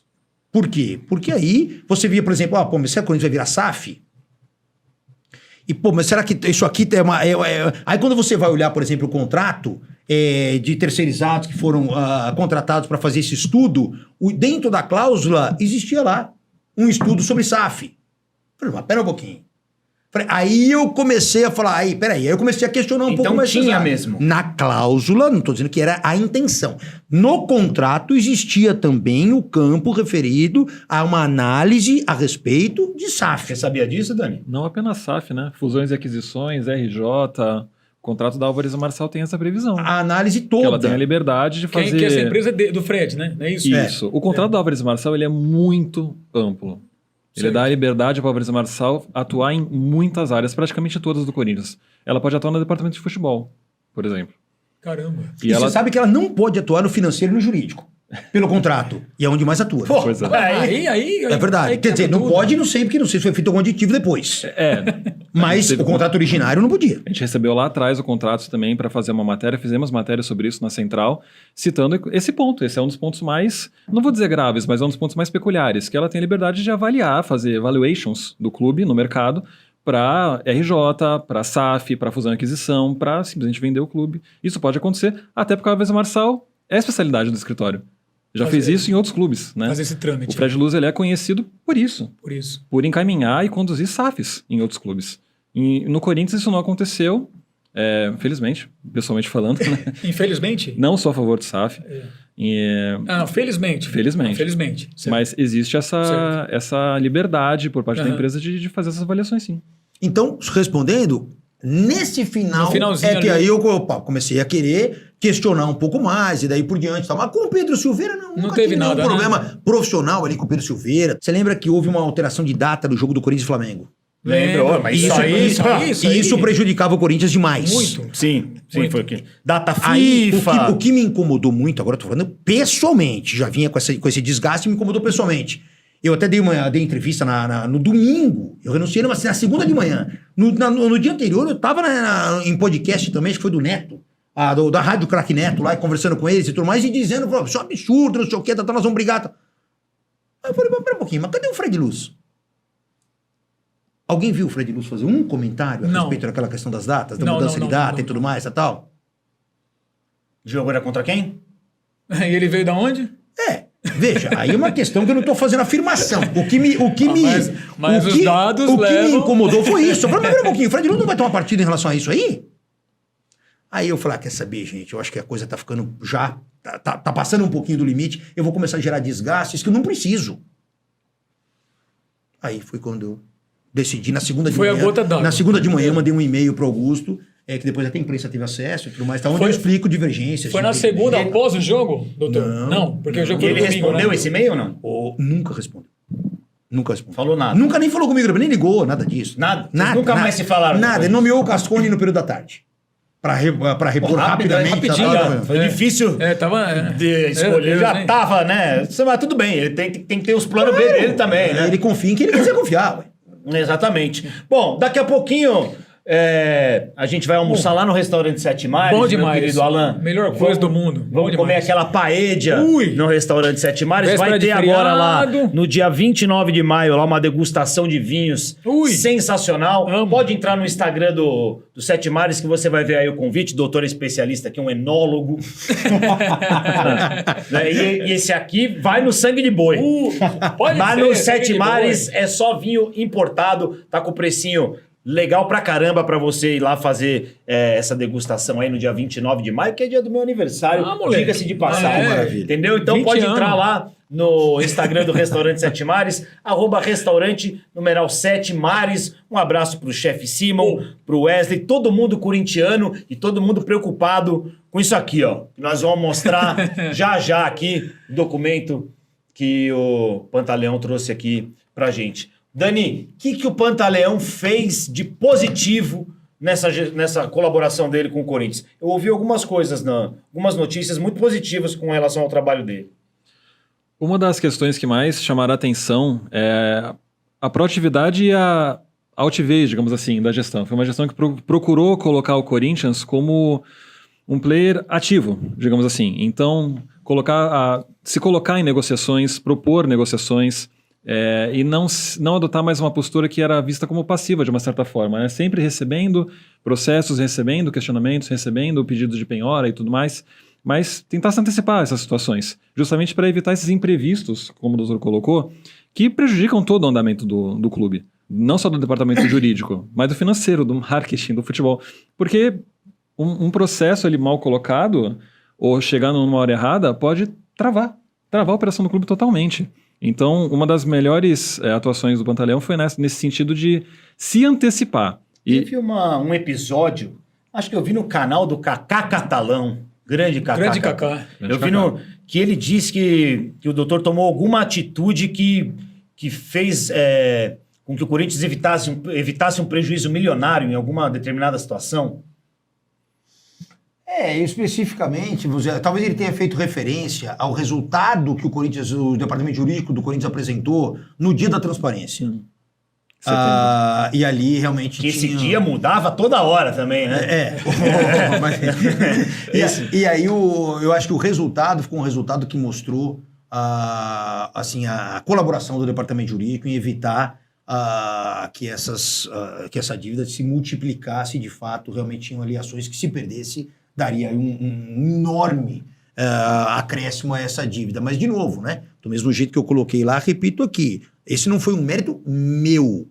Isso é algo que já vinha de gestões anteriores do departamento jurídico, outras gestões e tal, e que surgiram ali no momento em que eu estava dentro daquele período e a gente divulgou, tinha que apresentar o resultado e tudo mais e tal, mas não necessariamente tudo aquilo que estava lá foi mérito meu, essa justiça precisa ser feita também. Os diretores anteriores tiveram grande participações nisso, o jurídico é pouco valorizado em relação a ser, é muito massacrado, porque as notícias sempre, perdeu, esse jurídico não faz nada, esse jurídico não sei o quê, tal. Não é isso, o jurídico trabalha bastante. É que muitas vezes acaba por uma opção da gestão, alguma coisa nesse sentido, não ter a intenção de eventualmente se divulgar resultados positivos. Eu sempre quis valorizar as pessoas que trabalham comigo em todos os lugares.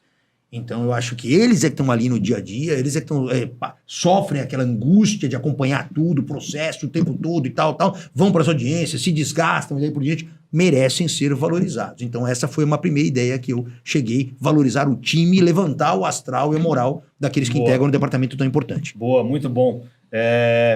Antes da gente ir para as contas aí, que mais tinha de bucha lá que ele pegou na época lá, Dani, tinha de bastante. processo? Não, peraí, só uma coisa, mas quanto tempo aqui? Vamos precisar de 3 dias.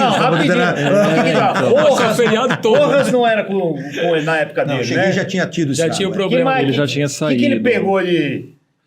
Rapaz, é tanto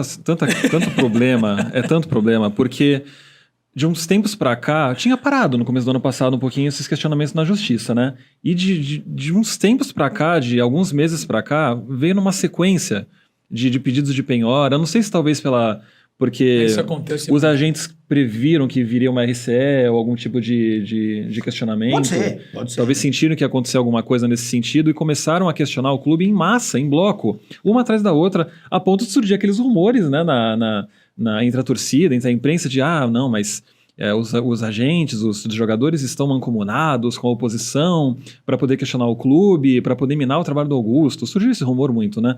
Porque foram, assim, muitos questionamentos ao mesmo tempo, às vezes mais de um no dia, que a gente ficava sabendo e repercutia, trancando finanças do clube, trancando ativos do clube, contratos da Caixa, contrato da Globo, até bilheteria, talvez, não vou saber dizer agora, mas provavelmente.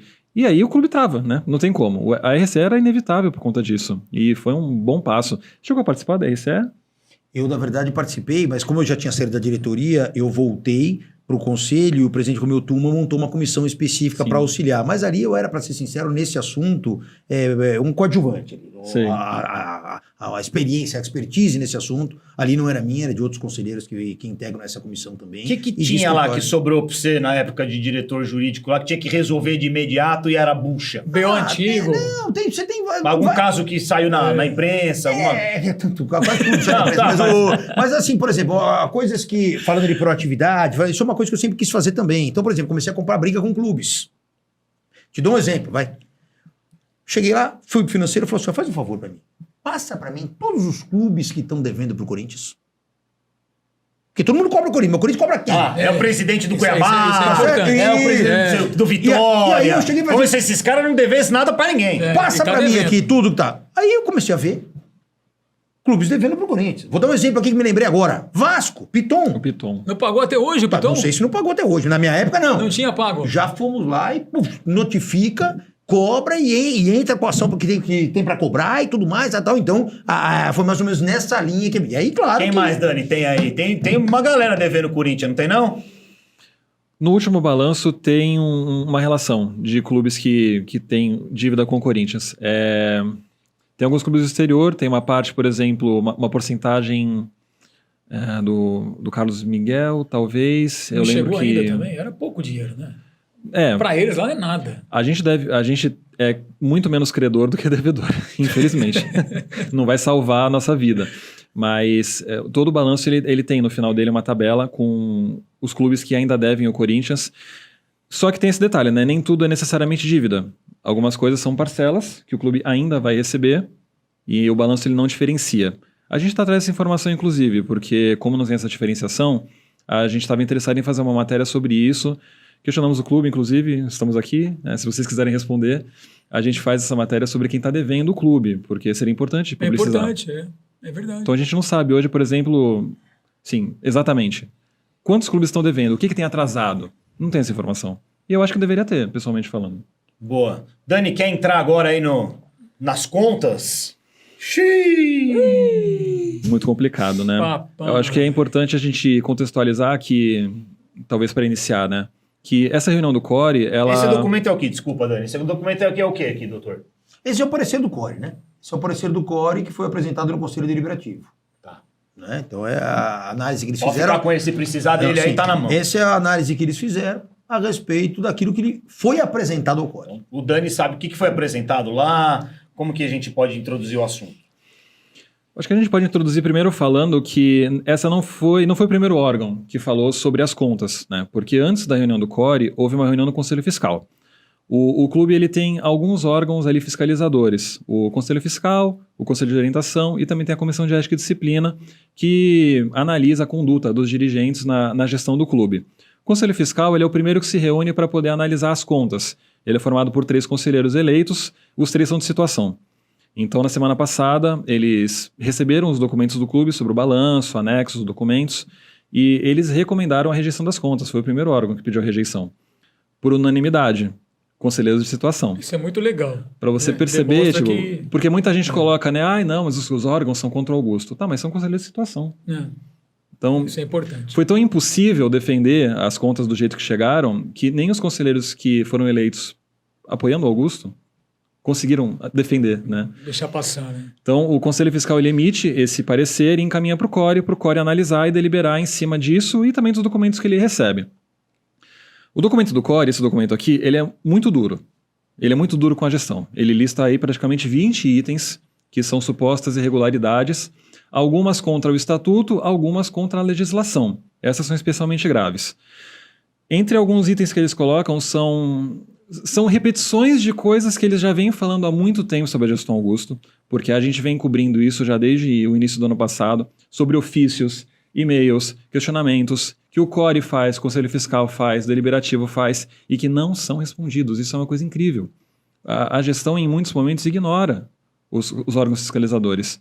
E isso é especialmente grave porque é uma falta de transparência que hoje em dia a Lei Geral do Esporte condena, por exemplo. Não é só uma questão de estatuto, sabe? Além disso, tem as Isso caracteriza a gestão temerária, pela lei, né? Pela Lei Geral do Esporte. Que é o que passou ali. Exatamente. Isso. E complementando-se a isso, tem a questão da falta de apresentação de documentos, que deveria ser algo muito simples e muito básico de se fazer. Então, contratos que são enviados sem anexos. Nesse documento, por exemplo, o CORE cita que os 191 milhões que a gestão Augusto diz que, na verdade, é do Duílio, foi apresentado sem os documentos que comprovam que esses 191 milhões são da gestão do Duílio. Ah, não tinha comprovação. A gestão praticamente mandou um confia pro CORE. Confia que confia, não é nós. Confia que não é nosso, sabe? Nosso. E não pode ser assim. O contrato do Memphis também, que é um contrato muito vultuoso, porque tem comissões, muitas comissões. E ninguém sabe como é que é esse contrato, né? São basicamente aí 150 milhões de reais em um contrato. O CORE pediu esse documento. A diretoria se defendeu, dizendo que o contrato ele tem muitos sigilos, que se quisessem ver, era só ir lá na sala do Augusto e aí pedir a cópia. Mas o certo é mandar uma cópia. A gestão ela tem que partir do princípio de que os conselheiros eles vão manter sigilo. E a gente sabe que isso não acontece, tudo bem, mas também não acontece da própria gestão muitas vezes. A gente sabe que a própria gestão vaza informações quando convém a ela, mas também quando não convém ela pede que se mantenha sigilo. É uma incoerência. Mas de um modo geral, o CORE ele critica as irregularidades e também a falta de transparência, a falta de prestar contas, que deveria ser algo básico. Não porque o estatuto manda. E o manda. Augusto falava que ia ser assim, né? Falava. Que ia ser uma coisa mais transparente, que ia ter os balanços mensais, né? E a gente, infelizmente, não vê. O Rosala fez isso de início. Quando ele entrou no financeiro, se eu não me engano, 2 ou 3 balancetes mensais ele chegou a divulgar. Logo depois ele sai. Só fazendo um parêntese em relação a isso, perdão.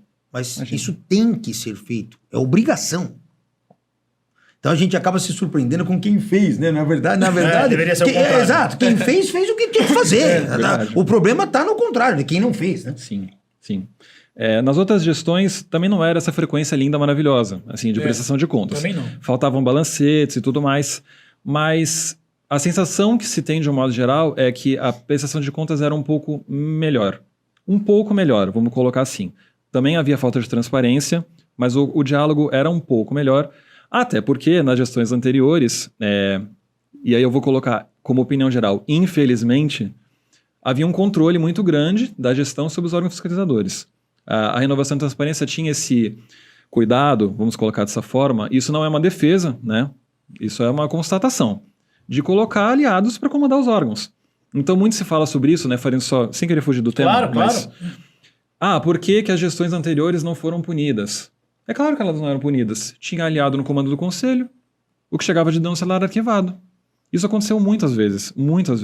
Denúncias, taunça, filho de conselheiro que era colocado no sub-20 sem ter idade mais, contratos obscuros. Isso tudo era denunciado. Muitas vezes... Aquele sub-23 esquisitaço, né? Mas chegava nos conselhos, chegava no CORE, chegava no Conselho Deliberativo, as denúncias eram arquivadas, não eram apreciadas. Era tudo colocado por baixo do tapete. Porque eram aliados. E eu não sei por que o Augusto tinha essa ideia de que o Tuma faria isso. Quem conhece o Tuma minimamente saberia que ele não é afeito a esse tipo de coisa. O Tuma ele é um legalista a ponto de ter pedido impeachment do Roberto de Andrade por causa de um contrato assinado antes da posse. Verdade. Sabe? Ele é legalista a esse ponto. E aí não é questão de fazer juízo de valor sobre o caráter do Tuma ou qualquer coisa do tipo. Mas o que está na lei é o que o Tuma tenta seguir. E não tem como negar isso. Ele é tão rígido nesse ponto que ele até se comunica mal, muitas vezes, e não sabe como colocar, e é visto como autoritário em muitos momentos, porque ele quer seguir o que está na lei e é muito pouco flexível em relação a isso. E isso gera muitos atritos de comunicação, inclusive no impeachment. Mas, voltando para a questão do CORE, Esse documento ele é muito duro. Ele é muito duro e ele é muito técnico. O que o Pantaleão falou a respeito disso é verdade. É um documento que ele não faz ali interpretações políticas sobre o que está colocado. Ele é bem na linha do que o documento está dizendo e não foi à toa que foi aprovado por 16-1. Né? Pois é. 16-1, velho. Como é que foi esse dia lá, doutor?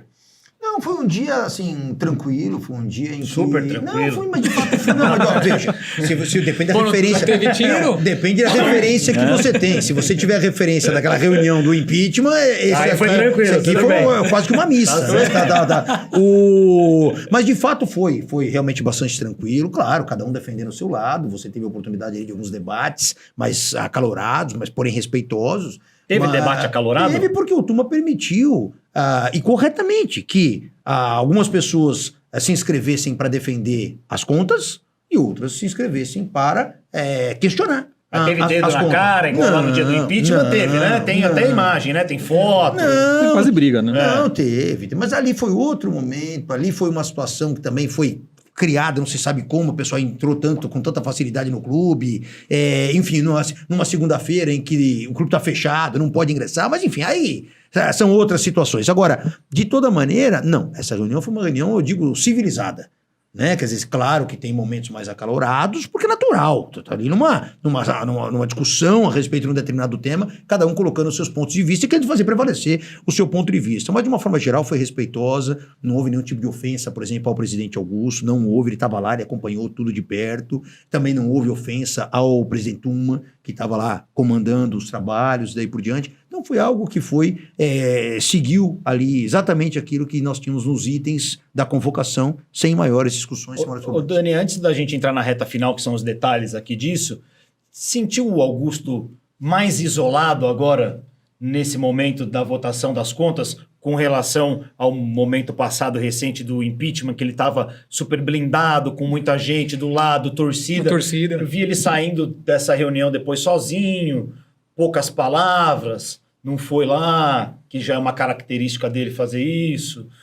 Mudou um pouco o cenário para ele? Eu penso As pichações agora, verdade. Né, recentes. Eu penso que esse movimento ele vem acontecendo desde o depoimento, na verdade. A virada? Porque é uma sucessão de situações ali que são muito difíceis de explicar, né? de defender. Porque o Augusto já é ouvido como investigado e não como testemunha, né? Isso é uma questão que, por mais que não seja determinante a respeito de nada, chama a atenção da torcida, de um modo geral, né? E daí vem o parecer, vem o balanço, a questão dos 700 milhões, que ele tenta colocar uma parte para outra gestão e não... Enfim, fica um debate sobre isso. Contas rejeitadas. E num contexto de contas rejeitadas, de uma votação muito expressiva, né? Que eu, por exemplo, não esperava que fosse tão expressivo. 73 votos a favor das contas não dá 3 chapas. Não dá 3 chapas. Quando o Augusto é eleito, quando o Tuma é eleito, com o apoio do Augusto, inclusive, pouca gente lembra disso, né? Mas eles se apoiaram. O Augusto, se eu não me engano, ele tem 9 chapas a favor dele. Ele tem mais da metade, cerca de 2/3 do conselho.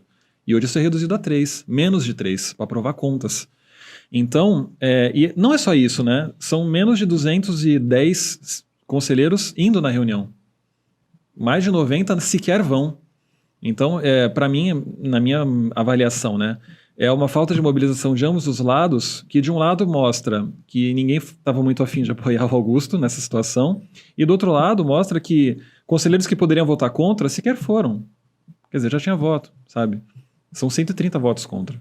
Então, se o Augusto precisa aí de 100, 120, 140 votos para, por exemplo, evitar um impeachment, de onde que ele vai tirar, né? O cenário mudou, você acha? Eu acho. Essa votação de contas ela já acontece depois de muitas trocas na diretoria. A gente tem que lembrar que, recentemente, algumas trocas aconteceram e, por exemplo, o autor do pedido de impeachment hoje é diretor. Uma pessoa que tentou impugnar a candidatura ao Augusto lá em 23, hoje é diretor. Ele vem trazendo para ele, né? Vem trazendo pessoas. Algumas que tiveram atuação ou que já foram ligadas à renovação e transparência. Hoje estão na gestão do Augusto. A Guardiões lavou as mãos agora também.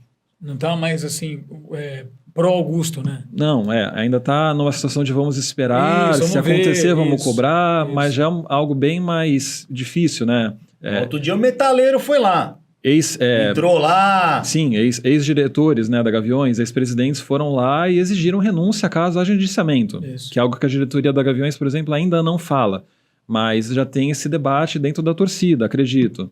Então, é um clima totalmente diferente e uma rejeição de contas é algo difícil de contornar. Agora está mais desfavorável para ele. Com certeza. É isso, doutor? Como é que foi lá dentro? E o que mais pegou aí? É verdade que teve uma diferença da apresentação da diretoria de 200 milhões aí para... Não, na verdade o que ficou ali claro, foi até questionado isso, e o superintendente financeiro lá, que é o Sidorf, né? Ele reconheceu que talvez o formato da apresentação que tinha sido encaminhado para os órgãos não era o formato que estava ali sendo apresentado no conselho. Isso aí também gerou ali um desconforto, né? Você fala, bom, e agora? E como é que a situação fica e tudo mais? Mas o que mais pega é isso que já foi feito esse resumo, quer dizer assim, e é fato, tá? A não resposta de inúmeros ofícios, né? Então, vamos dizer, o conselho se sente, na verdade, ignorado completamente pela diretoria. E isso não acontece uma vez, duas, três, quer dizer, diversas comissões. A gente na Comissão de Justiça, às vezes, agora estamos até fazendo um trabalho de verificar todos os ofícios que foram já expedidos e que não tiveram resposta, para a gente poder consolidar tudo num ofício só e encaminhar para o presidente Romeu Tuma, que o presidente Romeu Tuma encaminhe, por sua vez, para a diretoria, para que a diretoria, de uma forma definitiva, responda aqueles questionamentos todos e daí por diante. O que está faltando aí? São vários, né? São vários. Por exemplo, do Core tem um monte. O Core listou aqui no ano parecer. Por exemplo, vou dar um exemplo. Uma das coisas que ficou complicada para poder justificar, por quê? Porque não vem a documentação não aparece para poder embasar aquilo. Gastos com cartão de crédito, por exemplo. Então, de acordo com o relatório, nós temos um gasto de cartão de crédito que chega a 4,8 milhões. Então, o Core explica. Então, o que é isso aqui? Onde foi gasto isso e tal? Não chega a nenhum tipo de explicação. Aí outros ofícios são pedidos? Não. Aí os balancetes mensais que não são publicados. Então, uma série de fatores acabou pesando e que ficou difícil sustentar o contrário, né? Então, lá nós temos a divisão entre os conselheiros vitalícios e os trienais, né? E a reprovação ganhou tanto nos vitalícios quanto nos trienais. Tem uma questão que o Core aponta que ela consegue ilustrar muito bem como essa falta de transparência, pelo menos para mim, né? Ela prejudica o clube. Não é uma questão de gestão, é uma questão de prejudicar o clube. O Core ele aponta, por exemplo, e o Conselho Fiscal já tinha colocado, que o clube, ano passado, não fez a atualização do orçamento no meio do ano. Por que isso é importante? Porque quando você inicia o ano, você tem uma projeção de gastos, de receitas. Vou chegar em tal lugar no campeonato, vou vender... Vai pagar tanto. Isso, exatamente. Se você não faz atualização no meio do ano, você chega no final do ano com uma base de comparação de janeiro. Só que os gastos eles podem ir se descontrolando ao longo do ano. E se você não atualiza o orçamento, você não consegue registrar esse descontrole. E você não consegue medir ele. Você chega em junho, por exemplo, aqui eu já gastei 50 milhões a mais com o pessoal do que eu deveria. Vou atualizar, porque daí eu vou ter que vender 50 milhões a mais de jogador, por exemplo. Isso. E daí qual é o resultado disso? O clube previa ano passado vender 174 milhões de reais em atletas, direitos federativos. Ele vende 338 milhões, quase o dobro. E mesmo assim, teve um déficit de 181 milhões, porque os gastos aumentaram descontroladamente. E não teve como detectar isso, porque não tem balancete, não tem atualização de orçamento. Ninguém fica sabendo. Chega em dezembro só e, surpresa, os gastos aumentaram demais. Ai, velho. E aí é claro que o Core vai chegar e falar, como isso, né? Como isso? Vocês não conseguiram prever essa situação? Prejudica o clube. Não é uma questão de transparência, de o Augusto tem que prestar contas ao conselho. É o clube. É o clube. Sabe? Então, para mim é simbólico. Comprovado que em um ano a dívida foi para quanto? De acordo com o relatório do Core, o passivo do clube, aí falando de passivo, teria aumentado em 820 milhões, alguma coisa nesse sentido. De acordo com o Core, relatório que foi apresentado, talvez até pela ausência de documentação e daí por diante e tal. Mas o relatório aponta um aumento do passivo de 820 milhões. E isso comparado às outras gestões é muito diferente, Dani?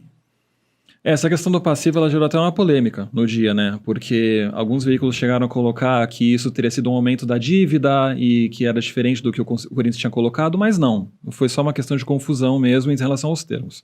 Porque o passivo, ele não envolve só dívida, né? O passivo, ele também envolve despesas gerais. pagamento de salário, por exemplo, gastos com a manutenção do próprio clube, que você tem que comprar equipamentos, esse tipo de coisa não é dívida. Isso tipo é um gasto, né? Isso. Não é dívida. Mas é um aumento expressivo na medida em que... Como é que eu posso colocar? Você não consegue detectar se parte desse aumento tem a ver com aumento de patrimônio, por exemplo. Porque o aumento do patrimônio impacta no aumento do passivo. É aquilo que se fala em contabilidade, né? Que cada linha do passivo tem uma linha correspondente no ativo. Mas com a falta de documentação, você não consegue detectar isso. Então, se coloca como grave. A dívida em si, pelo que está nos balanços, né, ela está hoje em 2,5 bilhões. Né? Mas tem algumas questões ali no meio que fica difícil até de entender. Né? Por exemplo, o clube, ele considera para si que a dívida, na verdade, é 2,4, porque tem 150 milhões da XP que eles consideram adiantamento. Só que no balanço está como empréstimo, não está como adiantamento.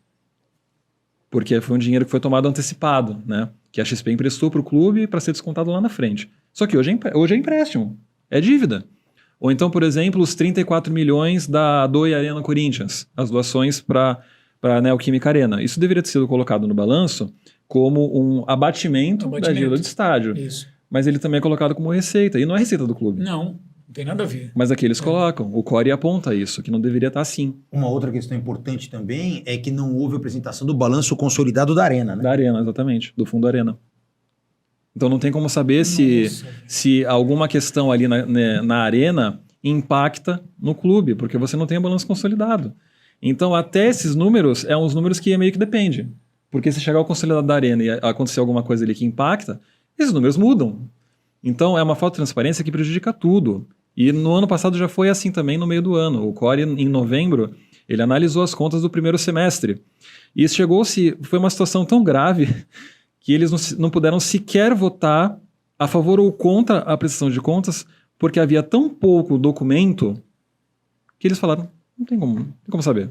Esse negócio do dinheiro da vaquinha entrar lá gerou revolta, né? Tá pichado lá no muro. Como é que foi apresentado isso lá? Não, colocaram exatamente nessa rubrica, quer dizer, como se fosse receita do... Por quê? Porque quando não houve a apresentação da Arena, então acabou sendo colocado dentro da apresentação do Parque São Jorge, né? Quer dizer assim, do clube como um todo, não do Fundo Arena.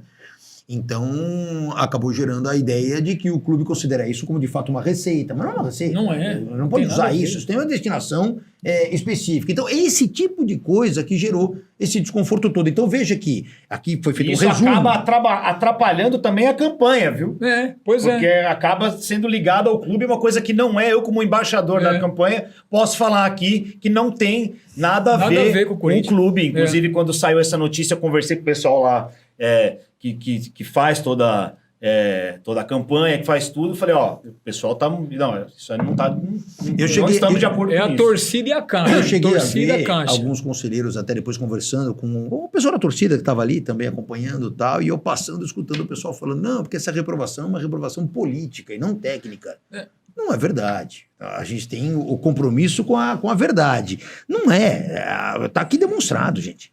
Não tem nada de político aqui, é uma questão técnica. Como é que você vai aprovar contas? E a Lei Geral do Esporte alcança conselheiros também em relação à responsabilidade pessoal e daí por diante. Como é que você vai aprovar diante de um cenário obscuro como esse?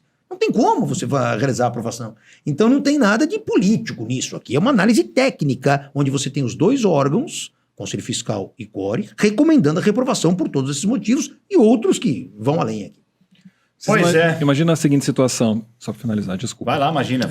Imagina a seguinte situação, o clube coloca os 34 milhões como receita, ok. O RCE não está aprovado ainda, está em avaliação dos credores para entrar em vigor ou não. Digamos que não aprove. Os pedidos de bloqueio voltam, todos eles, a entrar ativos. E se um agente entrar na justiça falando assim, mas no balanço está como receita esse dinheiro, eu quero que eu bloqueie esse dinheiro aqui para mim. As doações de torcedores. Vai tudo embora. Pois é. Que problema, hein?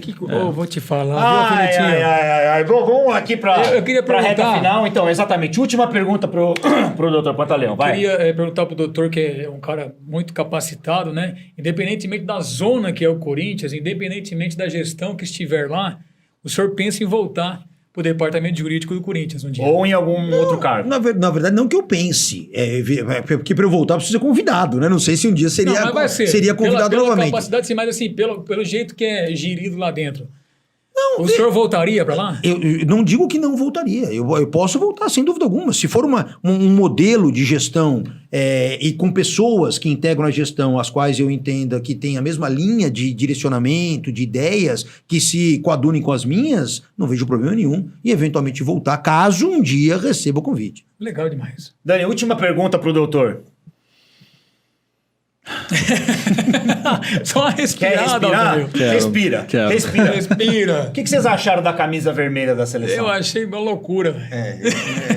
É Não difícil a gente combina, adaptar, não não combina. O que você achou?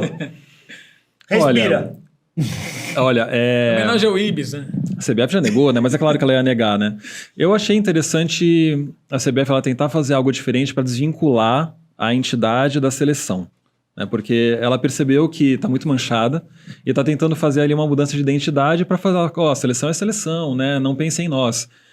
Mas em um ano eleitoral, eu penso que instigar esse debate em um ano eleitoral não era o mais responsável. Pô, tem um roxo, né? Tem um laranja branco, ali de repente. Tem cores menos polêmicas. Tem as camisas aqui do Deus Zebra Olha lá. Inc. Você Menino pode Ney. acessar lá. Temos aqui, ó, Menino Ney. Menino Ney. Nirvana Laotio aí, Laotio ó. do Garrito, Delgado. Opa. 51 mais Copa Rio não é mundial. Não é mundial, não é mesmo? Tem aqui, ó, tapetinho sintético jamais. Tem que ser natural sempre. Tem que ser natural. É Bruce lógico. Lee, Jim Morrison, argentino. E temos um protótipo aqui. Não. Queria a aprovação de vocês pra gente soltar agora pra vender na nossa... Doutor, se chegar processo, você defende nós? Hein? Vamos, opa! Vamos. Estamos acostumados com grandes Tamo desafios, né? tranquilo. Hein? Tamo Que você- tranquilo. Botamos pra Achei vender ou muito- não? Claro, agora. Vou comprar uma dessas daí. Você vai comprar? Lógico. É diferente, né, velho? Não vou apanhar na rua. aí. Aproveita, coloca, porque no Deus Zebra não tem como o deputado vir querer barrar, né? Não sei. Vamos colocar pra vender aí. Legal. Vou botar um precinho Homenagem ao acessível. Mogi Mirim. Botar um precinho pra ver se a turma... CBF, nós vamos fazer o trampo pra vocês. É isso. Vamos ver se vai vender no Deus Zebra Inc.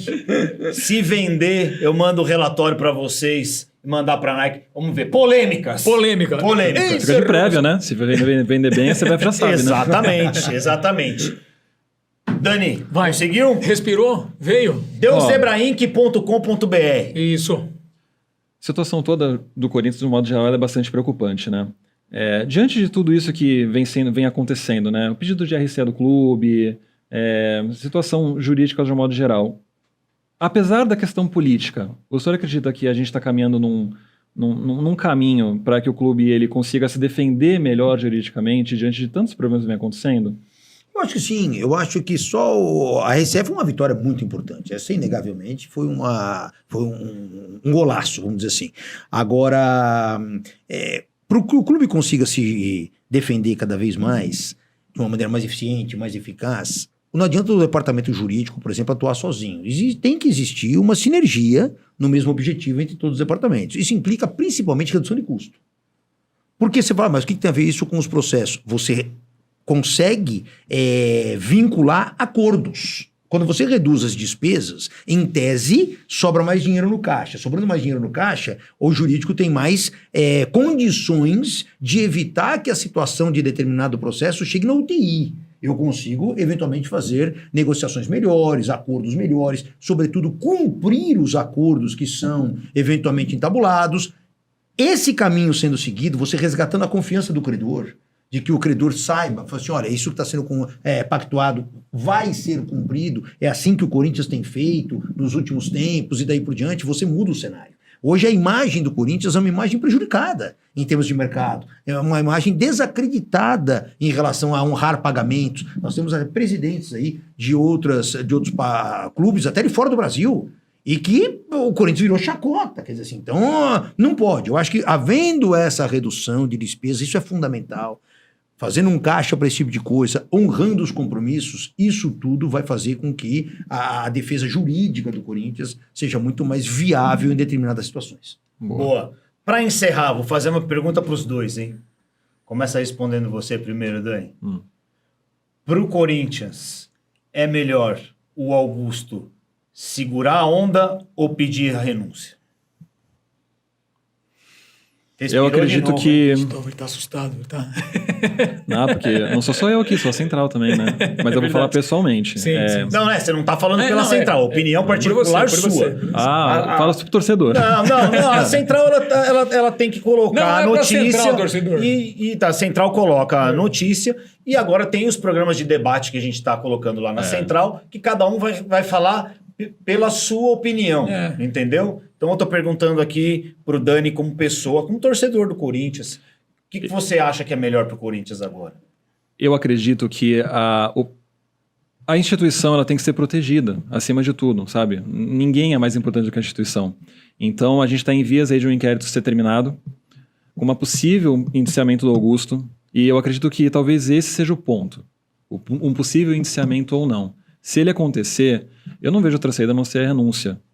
Para mim seria o ideal, eu acredito que seria o ideal. Porque o Augusto ele tem que ter o direito de se defender, mas não como presidente. Seria muito ruim para a imagem do Corinthians. Doutor, quer responder essa? Não, eu vou, na verdade, até fazer um esclarecimento aqui. Claro que a decisão A ou B compete ao Augusto. Eu só vou, nesse ponto, me abster por um motivo muito simples. Como eu sou presidente da Comissão de Justiça e muita coisa passa pela Comissão de Justiça, qualquer coisa que eu falar pode ser mal interpretada e alegar minha suspeição lá na frente. Tá certo, então, para evitar esse tipo de constrangimento, esse tipo de situação, eu prefiro não responder essa pergunta. Tá certo. Certinho, doutor. Já foi muito útil aí trazer as informações e o torcedor em casa que tire as suas conclusões e pense no que é melhor pro Corinthians, né? Eu tô de acordo com o Dani, eu acho que se o caminho for esse aí pro clube, talvez seria melhor. Quer responder ou vai dar uma regadinha? Vou dar uma regadinha então também. Pode dar uma regadinha, não tem problema. Queria agradecer ao doutor Eduardo Pantaleão, obrigado pela presença. Grande doutor, Dani. Eu acho que é muito importante pro torcedor poder ouvir num bate-papo mais informal, né? O que realmente está acontecendo, porque às vezes é muito termo jurídico, né? E às vezes é muita notícia que fica pipocando e tal. Aí concentrar tudo aqui em 1h30 aqui, 1h40, e poder debater um pouco sobre o que está acontecendo do lado de dentro, né? Do Parque São Jorge, né? Importante. Só para responder rapidinho, se o Augusto sair, quem vai entrar? É isso que eu penso. Aí fica para outro programa. Não é não, Dani? É verdade. Não é não? Aí você vem de novo aqui e a gente faz aí mais uma análise aí sobre o futuro do Corinthians, que a gente espera que seja de sucesso, né? Difícil, né? Mas o Corinthians é maior do que tudo e maior do que todos. O Coringão, não tem jeito. O Corinthians ele sempre vai ficar. As pessoas só passam por lá. É isso, né? Doutor? É verdade. Eu quero agradecer o carinho do convite, poder participar, bater esse papo. Acho que é muito importante esclarecer algumas coisas, porque vocês sabem, eu saí nunca dei uma entrevista, né? Assim, por que saí, por que não saí? Nós estamos tocando esses assuntos agora. Acho que é importante, já faz um ano praticamente que eu saí. Então, acho que já era o momento de esclarecer algumas situações, até porque as perguntas são recorrentes em relação a esse assunto. Então, eu espero ter podido contribuir aí com as informações que eu trouxe. Foi uma alegria, fico à disposição. Uma próxima doutor que defendeu a gente na Copa do Brasil, no jogo contra o Flamengo. É verdade. E o Fred Luz sumiu. Fred Luz, seu cavalo do mato. Vou chamar o Fred Luz para vir aqui. Quero ver você falar isso. Quero ver. Importante para todos os corintianos que estão preocupados. E o Zante também assiste. Eles adoram. E gostam de ver o Corinthians em crise. Mas nós vamos continuar firmes e fortes. Obrigado a todos pela audiência aí. Tamo junto, Dani, doutor, Alain. Até a próxima. Bora. E vai Corinthians. Vai Corinthians. Vai Corinthians. Mais baixinho hoje.